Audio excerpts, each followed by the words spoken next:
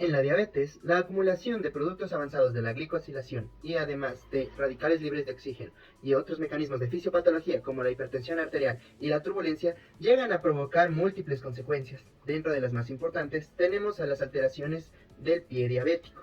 Este suele causarse debido a dos mecanismos. Primero que nada, una neuropatía diabética que es simétrica, bilateral y que se produce principalmente en los miembros inferiores, que va a producir por lo general una hipoestesia, es decir, que el paciente no va a sentir adecuadamente cómo está el estado de su pie, sumado al otro factor que es el cardiovascular, y es que debido a las turbulencias, a las lesiones y también a lo que puede acompañarse por la hipertensión y las dislipemias, puede causar rigidez arterial periférica, lo cual va a contribuir al desarrollo de un pie diabético. Esto ocurre cuando debido a uno o a ambos factores, el pie pierde totalmente la sensibilidad de decir que está dañado. A esto se le puede sumar una lesión en el pie, ya sea ulcerativa o por laceraciones por algún otro mecanismo externo, que puede llegar a producir una infección que va a afectar a tejidos blandos, incluso pudiendo llegar al hueso, que se le conocerá como pie diabético. Entonces, en este video vamos a abordar cómo podemos evaluar el grado o el estado en el que está este pie, qué tan afectadas están estos dos mecanismos y principalmente cómo podemos vigilar adecuadamente el pie diabético para evitar que progrese a una infección. Como medidas generales para un paciente que tiene riesgo de padecer pie diabético, tenemos que comprender que el paciente debe realizar cambios desde su estilo de vida. Principalmente revisarse los pies periódicamente cuando termine el día en búsqueda de laceraciones, lesiones o ulceraciones. Además que se recomienda el uso de medias blancas, esto con el objetivo de que si llega a haber sangre el paciente pueda apreciarla y pueda acudir al médico, además del uso de calzado adecuado, siendo que este tipo de zapatos que son rígidos y que no se adecúan adecuadamente a la forma del pie del paciente, como puede ser también los tacos, están contraindicados, mientras que los ideales serían zapatos que tengan este tipo de tela, que sea flexible y pueda moldarse al pie del paciente, pudiendo incluso expandirse ligeramente. Esto para facilitar que el pie pueda no sufrir presiones al final del día con la hinchazón de los pies, y también que no tenga costuras internas y que sea de la talla adecuada. Entonces, el examen físico inicia con lo que es la inspección dinámica. En la inspección dinámica nosotros tenemos que llegar y solicitar al paciente que por favor se retire sus zapatos y sus medias.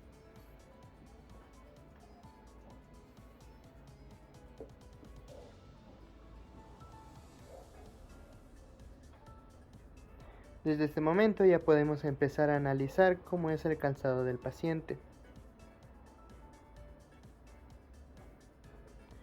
Después le vamos a solicitar que se ponga en bipedestación. Por favor, levántese.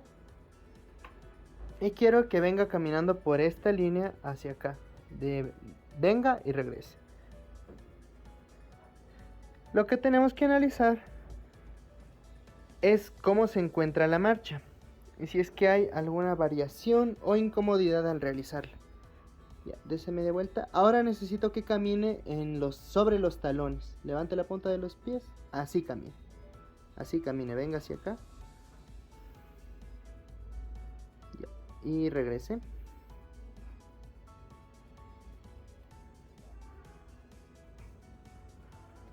Ya, y por último necesito que venga caminando sobre la punta de los dedos. La punta de los pies, eso. Venga caminando. Y de regreso.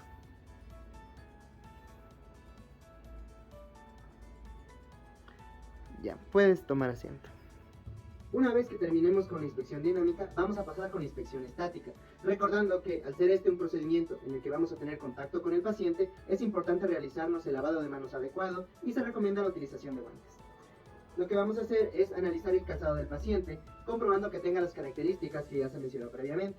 Por ejemplo, este tipo de calzado es inadecuado, ya que no está formado de una tela moldeable y también presenta costuras internas que pueden llegar a lesionar y presionar constantemente, llegando a producir una lesión. Una vez que hayamos analizado y comprobado cómo es el calzado del paciente, vamos a proceder con el análisis de cómo están los pies de nuestro paciente. Cuando pasemos a la inspección estática, tenemos que observar bien ambos pies. ¿Qué es lo que vamos a buscar? Tanto en el dorso, en los pulpejos y en las zonas interfalángicas, debemos estar atentos de que no existan laceraciones, ulceraciones u otro tipo de lesiones cutáneas. Tenemos que revisar en el dorso del pie, en los lados del pie y también en los pulpejos de todos los dedos.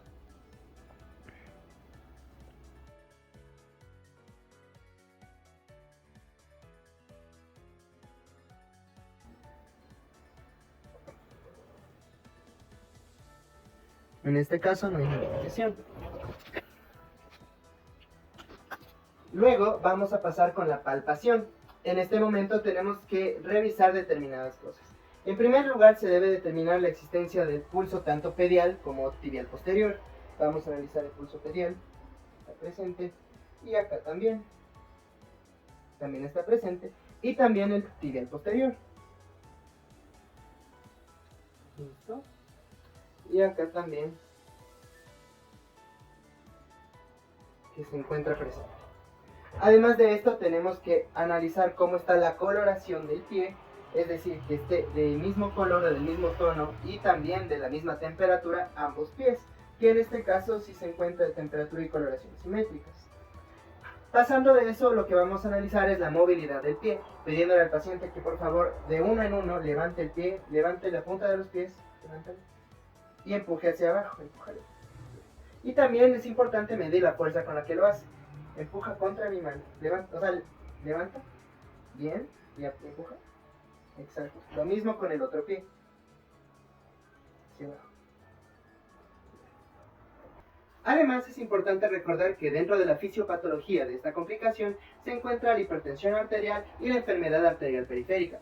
Es por eso que también es importante realizar el índice tobillo-brazo. Se debe tomar la presión arterial en ambos brazos y también en ambos pies, y realizando una división se debe determinar que exista un buen flujo sanguíneo en las dos extremidades inferiores. Ahora vamos a pasar con las maniobras especiales que se deben realizar para analizar adecuadamente el pie diabético, empezando por el análisis del monofilamento.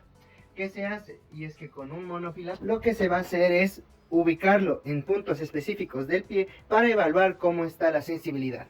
Por ejemplo, paciente cierre los ojos y me va a decir si siente lo que le voy a tocar. El primero de ellos tiene que estar en el pulpejo del primer dedo. ¿Siente? Sí. En el tercer dedo. ¿Siente? Sí. Y en el quinto dedo. ¿Siente? Sí. Luego se tiene que realizar en el metatarso. ¿Siente? ¿Siente? ¿Siente? Sí. Pasamos a la parte media del pie, en el que vamos a ponerle en la parte interna. ¿Siente? Sí. Y en la parte externa. Sí. Y finalmente vamos a pasar en la zona del talón, del tobillo. ¿Siente? Sí. Y también en la parte del dorso del pie se tiene que ubicar entre el primer y el segundo dedo. ¿Siente? Sí. Ya. Este análisis se debe realizar en ambos pies. Finalmente, la última de las pruebas específicas para el pie diabético es el test del diapasón. Este va a ser un instrumento especializado que al golpear contra el dorso de la mano va a emitir una frecuencia vibratoria y nosotros tenemos que analizar si es que el paciente percibe estas vibraciones en el pie. Lo que vamos a realizar es colocar el diapasón cuando esté vibrando en alguna protuberancia ósea, por ejemplo en el malleolo lateral o en el dorso del primer falángico dorsal. Aquí. Es importante recordar que nosotros tenemos que realizar tanto test con el diapasón vibrando como test cuando el diapasón no esté vibrando. Esto debido a que hay determinados pacientes que pueden sentir falsamente o que nos pueden dar la respuesta equivocada o errónea de que están sintiendo cuando en realidad no lo sienten. Entonces es importante no siempre creerle todo al paciente y hacer de vez en cuando un test falso. Por ejemplo, sería así. ¿Siente? Sí. ¿Me avisa cuando deje de sentir? Ya. ¿Listo? ¿Siente? Sí. Ya. ¿Siente? Sí. Ya. ¿Siente? Sí. Ya. Hay que recordar que lo importante en este test es determinar que el paciente perciba el inicio de las vibraciones y el final de las vibraciones al mismo tiempo que el examinador, es decir, que no perciba una desaparición temprana de las vibraciones.